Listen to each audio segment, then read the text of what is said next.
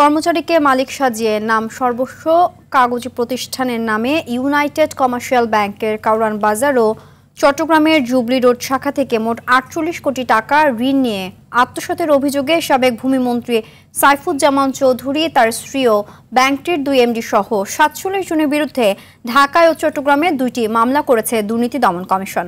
দুদক মহাপরিচালক ব্রিফিংয়ে একথা জানান। তিনি আরও বলেন, দুদকের মামলায় বেগম রোকেয়া বিশ্ববিদ্যালয়ের সাবেক উপাচার্য নাজমুল হাসান কলিমুল্লাহকে গ্রেফতার করা হয়েছে।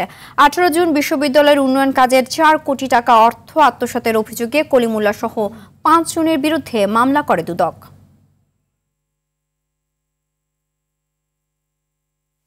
যেমন চৌধুরী, সাবেক ভূমিমন্ত্রী সহ ২৪ জনের বিরুদ্ধে একটি মামলা দায়ের করা হয়েছে। ইউনাইটেড কমার্শিয়াল ব্যাংকের আরও ২৩ কোটি টাকা আত্মসাৎ করেছেন মর্মে প্রাথমিকভাবে প্রমাণিত হয়েছে।